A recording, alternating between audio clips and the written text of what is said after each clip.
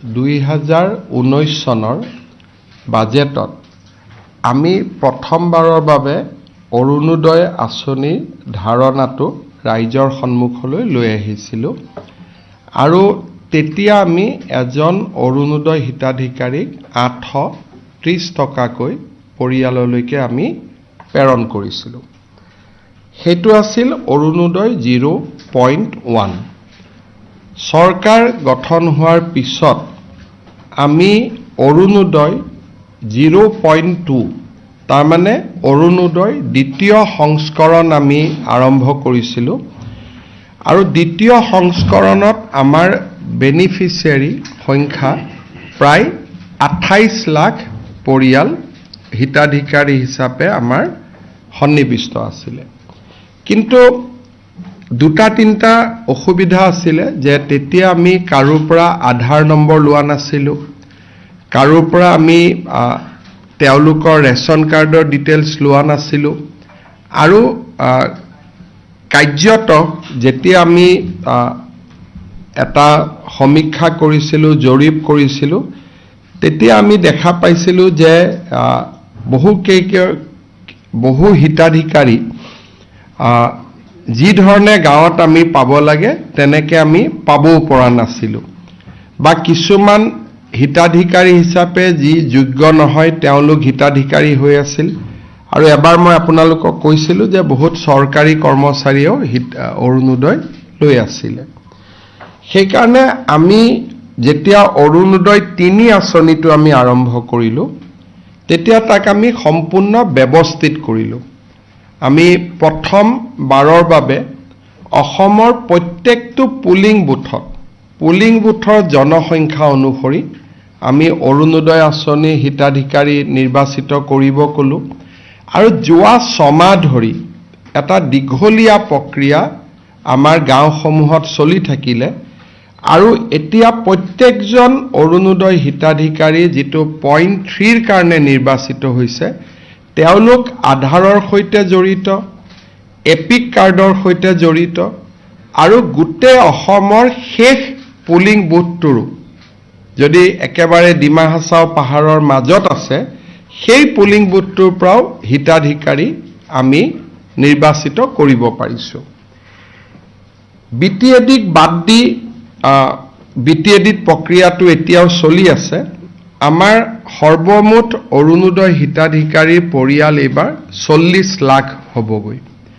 বিটিএডিত প্ৰায় 6 লাখ হিতাধিকাৰী, বাকী নন বিটিএডি অঞ্চলত 34 লাখ হিতাধিকাৰী আৰু এই গোটেই ডাটাবেছটো আমি চৰকাৰী কৰ্মচাৰীৰ লগত, আমাৰ মুখ্যমন্ত্ৰী লোকসেৱা আৰোগ্য যোজনাৰ লগত বহুত কেইটা ডাটাবেছৰ লগত আমি ইয়াক মেটচ কৰাইছিলোঁ যাতে এজনো অযোগ্য হিতাধিকাৰীয়ে এই আঁচনিত সোমাব নোৱাৰে। যোৱাকালি আমি এই গোটেই অৰুণোদয় দ্বিতীয় আঁচনিটোৰ আৰু পৰা তৃতীয় আঁচনিলৈ আমি যোৱাৰ বাবে যিখিনি ব্যৱস্থা আছিলে তাক আমি সম্পূৰ্ণ কৰিলোঁ আৰু জুলাই মাহৰ পৰা আমি অৰুণোদয় দ্বিতীয় আঁচনিটো আমি সামৰণি মাৰিলোঁ।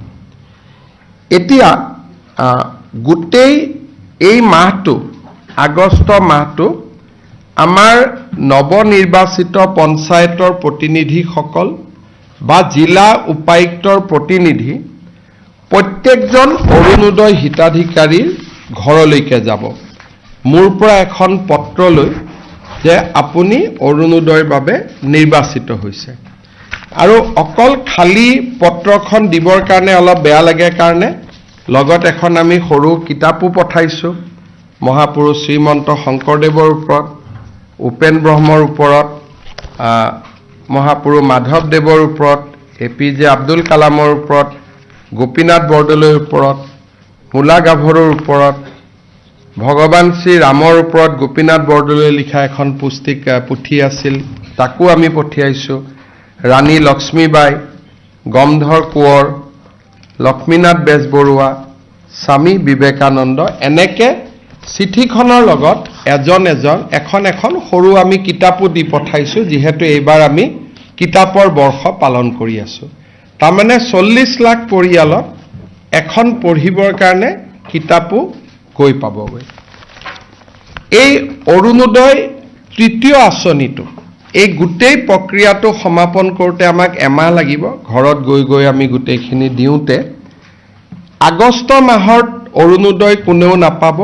আমি ছেপ্টেম্বৰ মাহৰ 17 তাৰিখে প্ৰধানমন্ত্ৰী নৰেন্দ্ৰ মোদী ডাঙৰীয়াৰ জন্মদিনৰ দিনা, উপজা দিনৰ দিনা আমি অৰুণোদয় তৃতীয় আঁচনিটো আনুষ্ঠানিকভাৱে আৰম্ভ কৰিম। আৰু অসমৰ ইতিহাসত 40 লাখ পৰিয়ালক সামৰি কেতিয়াও আগতে এনেকুৱা কোনো আঁচনি গ্ৰহণ কৰা হোৱা নাছিল। আৰু এইবাৰ আঁচনিটো লৈ আমি প্ৰত্যেক ঘৰ মানুহৰ দুৱাৰ মুখত গৈ আমি উপস্থিত হ'ম যে আপুনি অৰুণোদয় পাইছে। এইবাৰৰ পৰা প্ৰত্যেকটো ব্লকত এজন অৰুণোদয় সহায়ক থাকিব। কেতিয়াবা যদি কাৰোবাৰ KYC হোৱা নাই, কেতিয়াবা কোনোবাই টকাটো যোৱা নাই, তেওঁলোকে অভিযোগ দিব পাৰিব। আৰু এটা পৰ্টেলো মুকলি হৈ থাকিব য'ত নেকি কোনোবাই চৰকাৰী চাকৰি আদি পালে নিজক অৰুণোদয়ৰ পৰা অপ্ট আউট কৰিব পাৰিব। এই চিঠিখনৰ লগত পৰীক্ষামূলকভাৱে পাইলট বেচিছ, এইটো আমি এতিয়ালৈকে স্থায়িত্ব দিয়া নাই, পৰীক্ষামূলকভাৱে আমি এটা আঁচনি আৰম্ভ কৰিছোঁ যে 200 টকাৰ লগে লগে IOC আমাক জনাই দিব যে অমুক পৰিয়ালটোৱে আজি এটা গেছ কিনিলে। লগে লগে তেওঁৰ একাউণ্টত আৰু 250 টকা, যদি গেছ নিকিনে 250টো নাযায়, যদি গেছ কিনে তেতিয়াহ'লে তেওঁলোকৰ লগত আমি গেছৰ কথাখিনি লিখিবৰ কাৰণে লগত এখন ফৰ্ম পঠিয়াম। চিঠিখন যেতিয়া গাঁৱত তেওঁলোকে লৈ যাব, চিঠিখনো দিব, লগতে ক'ব যে আৰু এটা আঁচনি আপোনালোকৰ কাৰণে আহিছে, ডিটেইলছটো দিয়ক, কানেকশ্যন নম্বৰটো লাগিব। তেতিয়াহে IOCৰ লগত আমি কানেকশ্যন নম্বৰটো আমি তেওঁলোকৰ পৰা ল'ব লাগিব। আৰু এটা খবৰ দিব যে নতুন উপকৃত হয়, খুব ধুনীয়াকৈ যদি IOCৰ লগত সম্পৰ্কটো স্থাপিত হয়, কাৰণ ইয়াত কেন্দ্ৰীয় চৰকাৰো জড়িত থাকিব, ৰাজ্য চৰকাৰো জড়িত থাকিব, যদি আঁচনিটো ৰাখি দিব পাৰিম। কিন্তু তাত এটা তালমিল লাগিব, গেছ একাউণ্ট যাব লাগিব। সাধাৰণতে ৰাজ্য চৰকাৰ আৰু কেন্দ্ৰীয় চৰকাৰৰ ৱেবছাইট প্ৰচেষ্টা কৰি এটা পইণ্টলৈকে আহিছোঁ। আমি ভাবিছোঁ যে ইয়াক আমি ৰূপায়ণ, যিটো মাহত গেছ কিনে তেওঁলোকে আৰু 250, তাৰমানে যিটো মাহত নিকিনে, মাহত এটা গেছ নিকিনে, যদি গেছ নিকিনে আপোনাৰ অৰুণোদয় বেনিফিচিয়াৰী বেনিফিটটো পাই থাকিব।